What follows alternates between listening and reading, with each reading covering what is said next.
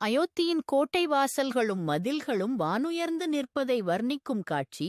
வணக்கம் நண்பர்களே. நாம போன பாட்டுல இந்த அயோத்தியா நகரத்துல பறந்த கொடிகள் எப்படி வானத்து கங்கையையே வட்ட வச்சதுன்னு பார்த்தோம் இல்லையா?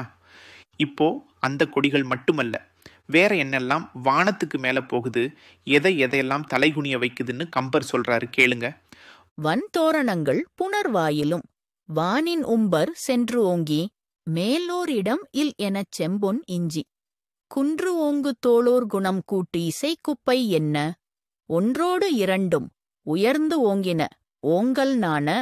இந்த பாட்டுல கம்பர் அயோத்தியோட பிரம்மாண்டமான நுழைவாசல்களையும் அதை சுத்தி இருக்கிற மதில்களையும் பத்தி பேசுறாரு.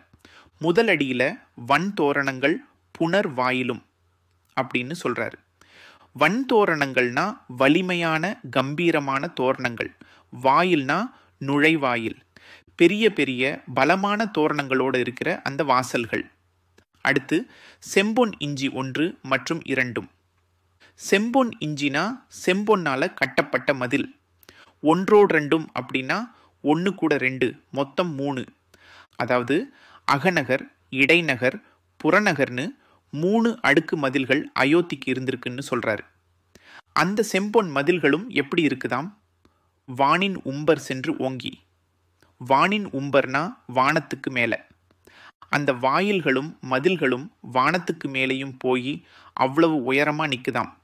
எந்த அளவுக்கு உயரம்னா மேல் ஓர் இடம் இல் என.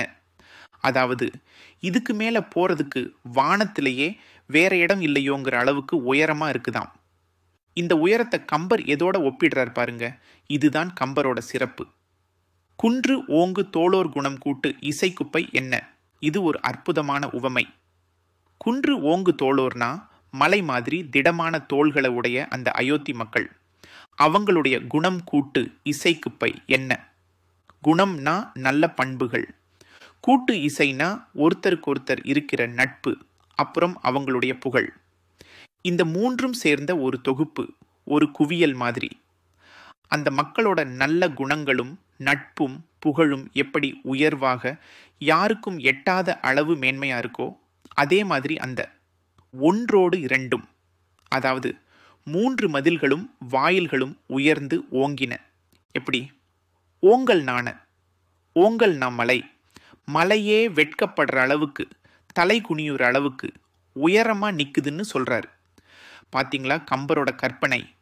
ஒரு நகரத்தோட உயரத்தை சொல்லும் பொழுது வெறும் கட்டடத்தோட உயரத்தோட நிறுத்தாம அந்த நகரத்து மக்களோட குணத்தோட ஒப்பிட்டு பேசுறாரு. மக்களோட பண்பு எவ்வளவு உயர்ந்து இருக்கோ அவ்வளவு உயர்ந்து அவங்க நகரத்தோட வாசல் இருக்குங்கிறது ஒரு அழகான தத்துவம் இல்லையா?